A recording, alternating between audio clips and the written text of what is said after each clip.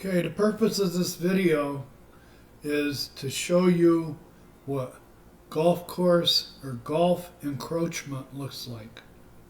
This is the poster child for golf encroachment.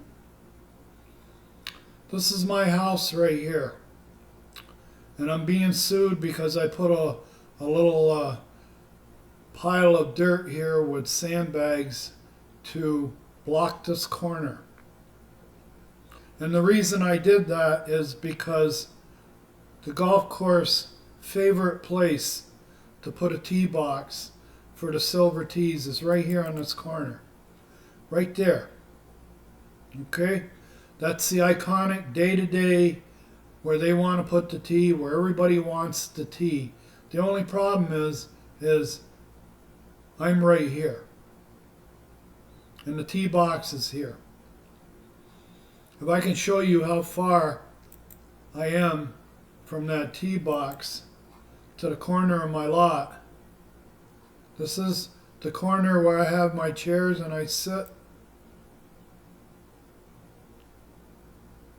Right there is where that's 157 yards.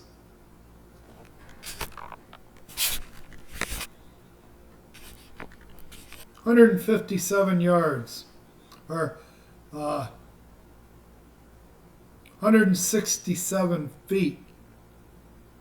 So that's about 35 yards from here is my property line, just off line. This is a beginner course. It is played by amateurs, novice, beginners. People have never taken a lesson. People that don't have my knowledge and wisdom about golf. I've been playing golf for over 60 years. This is right here, reckless endangerment. This is criminal negligence. This is targeting someone. This is being totally irresponsible as a golf concessionaire. This is the new golf that we're playing now. The new golf with a new golf card. The original golf card for this golf course had on it that the golfer was responsible for any property damage or injury. It was written in black and white. Also, it said if a golfer trespassed on anybody's property, they could lose their right to play golf here. They lose their money and they're kicked off the course if they trespass on the property. Well, the new golf card that came out about 4 years, they ran this place for about 4 or 5 years with the old golf card, and they had so many broken windows. And the golf shop was involved with every broken window because the golf shop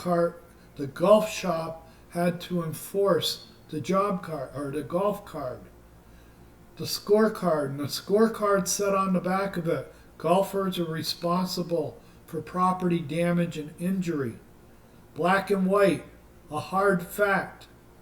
But because this is the biggest little golf course in the state, and all the houses are right on the fairway, everywhere on the front nine, they were getting so many broken windows, and the golf shop had to get involved with every broken window. Because the golf card says that any golfer on our golf course is going to have to pay for injury and property damage. Well, what happened was after about 3 years, the golf shop got involved with so many broken windows. When the wind blows here on this golf course, tinkle, tinkle, tinkle. Now getting back to me, I used to own all 3 houses. These 3 houses. This one got a broken solar panel. This one had a broken sliding glass door going to the kitchen. This one's had 3 broken windows in it. The reason we're having so much problems over here is the proximity of this tee box. I get hit. Sometimes they put the gold tees here, and then they put the black tees back here. That's a 177 yard shot from there to the green. Let's see how far it is from there to my patio, or where I have my chairs. Here's the corner of my lot. And if we go back,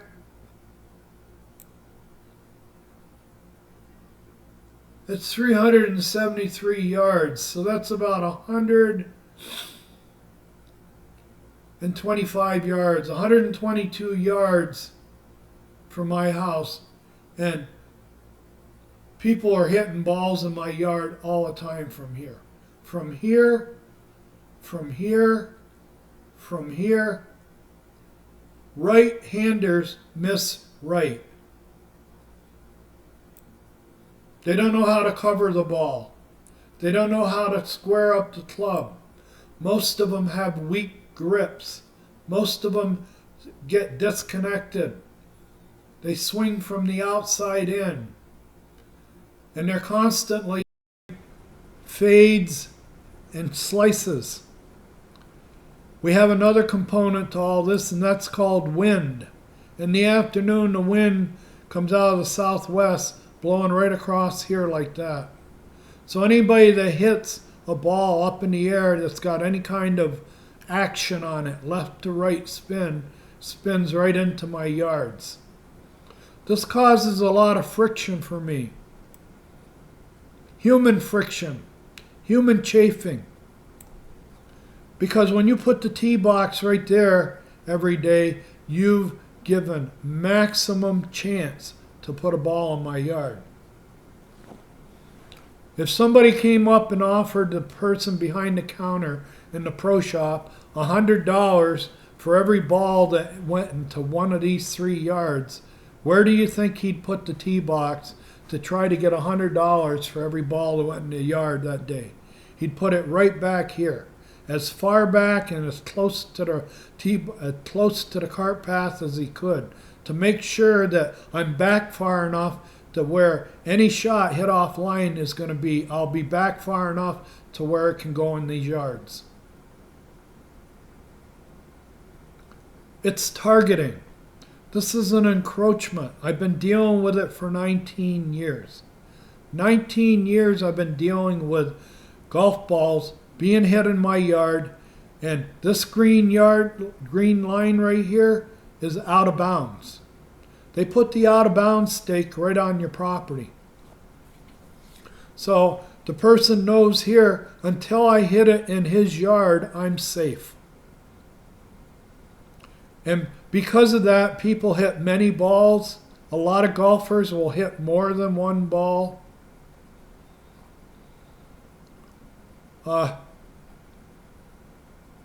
This is ridiculous. I've got a lot of videos of people hitting balls in my yard, but I want to get this one out first.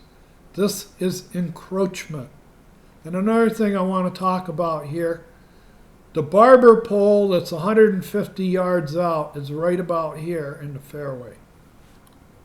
So if they're 150 yards out and they're trying to hit this green, just offline from the green is this tee box area. Balls are landing in this tee box all the time from this fairway. They're aiming for the green, they lose it to the right, it comes over here, and this hole can play so slow sometimes. If you get a group of golfers that aren't concerned with pace of play, and they're hitting a lot of balls, And it takes them, when they get around the green, they don't have a short game. It holds up the field. You can have as many as 4 or 5 golf carts here waiting to tee off, and you've got a slow group up on the green that's holding everybody up all day. So you may have as many as 6 golf carts lined up here and 12 people standing here waiting to hit. And out here in the fairway at 150 yards, if somebody cranks one and loses it right, it's going to land right there. These houses, these are the tee boxes up here. Right along these houses. We get wind in the morning that comes across here so hard. On a cold winter morning where the air is cold and dry and the wind is pushing it this way, you got somebody up here teeing off on this tee box right here, and he's hitting a fade. He's been hitting it all morning, a high fade. He doesn't realize it because the wind's been knocking it down. This is the first hole that he plays all day with the wind going left to right in front of him. And he's hitting a high fade as a right-hander. These houses, every one of these houses are getting hit all the time. They've got replacement tiles on them where you can see where the tile had to be replaced and it doesn't match. But this is golf encroachment, and I suffer from this day in and day out. I can't get away from it, no matter what I do. And I have this little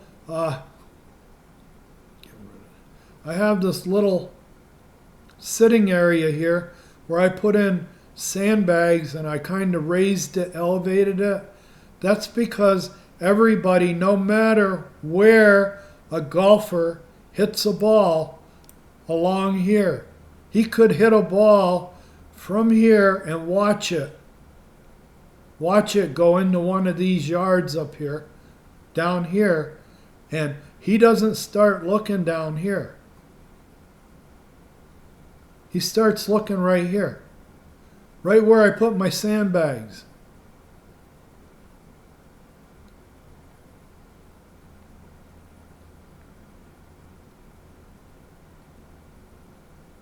Right there.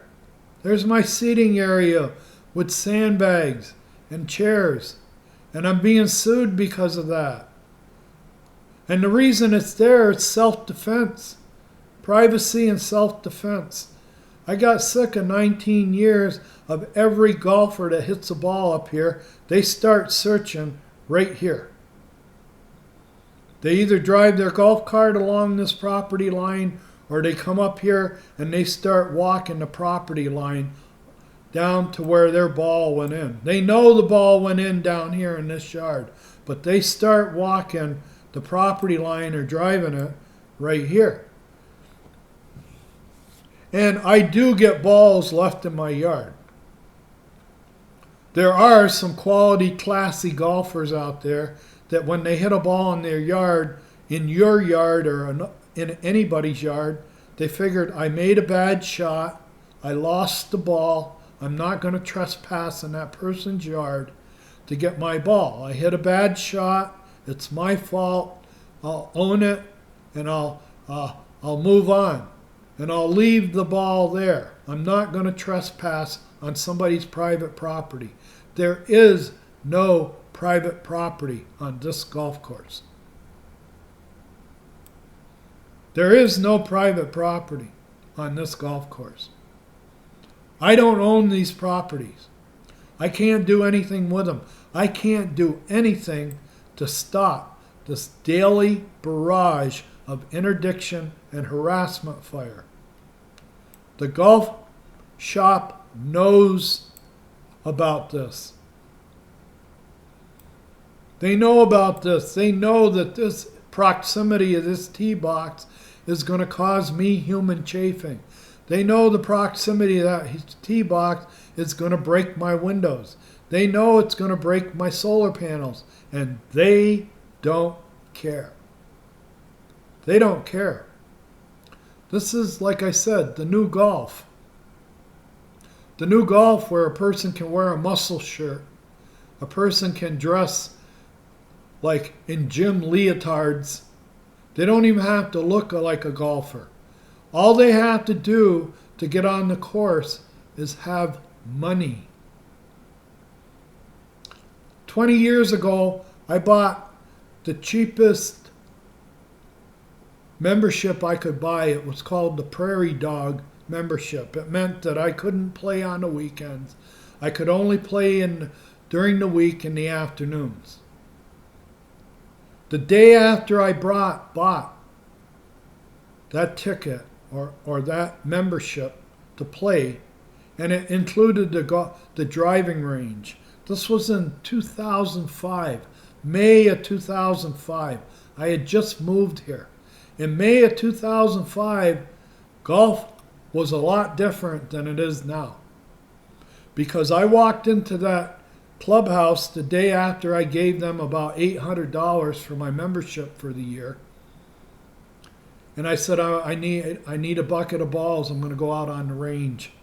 And the person behind the counter would not let me onto the course because I didn't have a collared t-shirt on.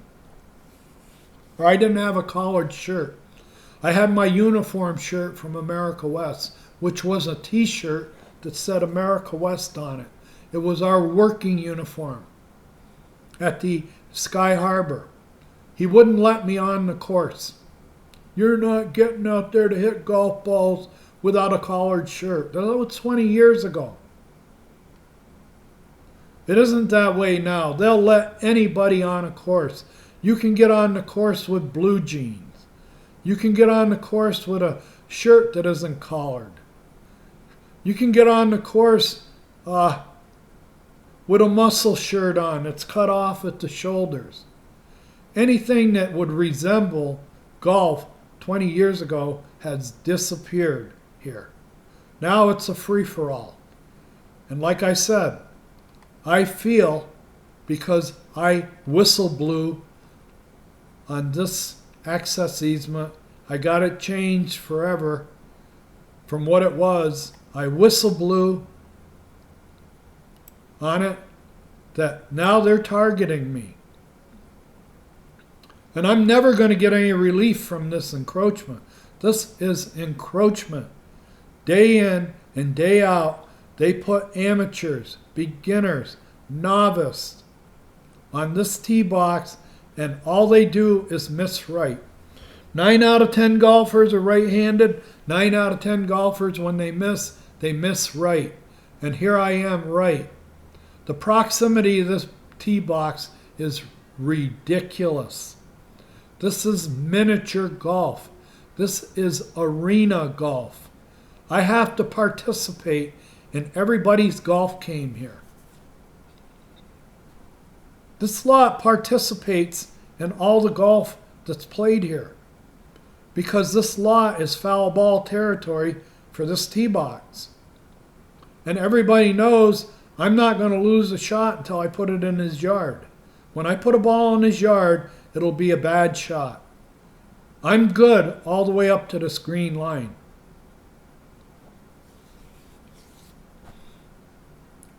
I'll stop here. Thank you for listening.